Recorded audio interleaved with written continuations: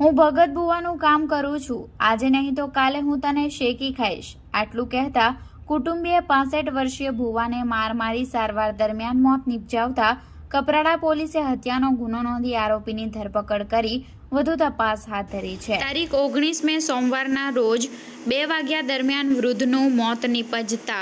મળતી વિગત મુજબ ચાવશાળા ગામે બરુમાળ ફળિયામાં બનેલી ઘટના મુજબ કપરાડા તાલુકાના જાગીરી ભવાડા મૂળગામ ફળિયામાં રહેતા પીલાજભાઈ બેન્ડુભાઈ દોડકા ઉંમર વર્ષ 65 પોતાના ઘરે હાજર હતા, જે દરમિયાન તેમની ઘરની બાજુમાં રહેતા કુટુંબી વિનોદભાઈ નામુભાઈ દોડકા ઘરે આવ્યા અને વાતચીત કરી પીલાજભાઈને પોતાની બાઇક સ્પ્લેન્ડર પર બેસાડી ચાવશાળા ગામ તરફ જતા રસ્તે લઈ ગયા હતા અને ત્યારબાદ થોડીક વારમાં ફળિયામાં રહેતા લોકોએ તેમના ઘરે આવી જણાવ્યું કે પીલાજભાઈ ચાવશાળા ગામના બરુમાળ ફળિયામાં રોડની બાજુમાં પડ્યા છે. જોકે ઘટના બનતા પરિવારના સભ્યો દ્વારા કુટુંબી વિનોદભાઈને પીલાજભાઈ બાબતે પૂછતા તેઓએ જણાવ્યું કે પીલાજભાઈને હું બાઇક પર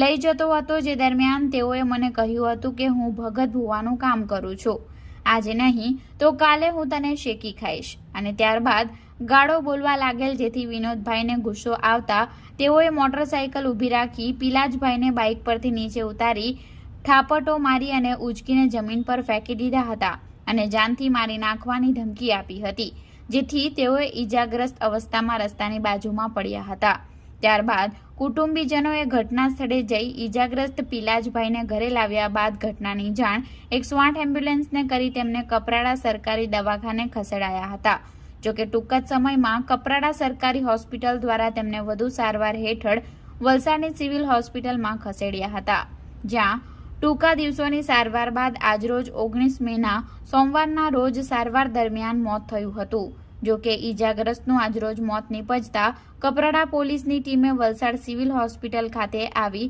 લાશનો કબજો મેળવી લાશને પીએમ અર્થે ખસેડી હત્યા અંગેનો ગુનો નોંધી આરોપી વિનોદભાઈ નામુભાઈ દોડકાની ધરપકડ કરી આગળની વધુ કાર્યવાહી હાથ ધરી છે.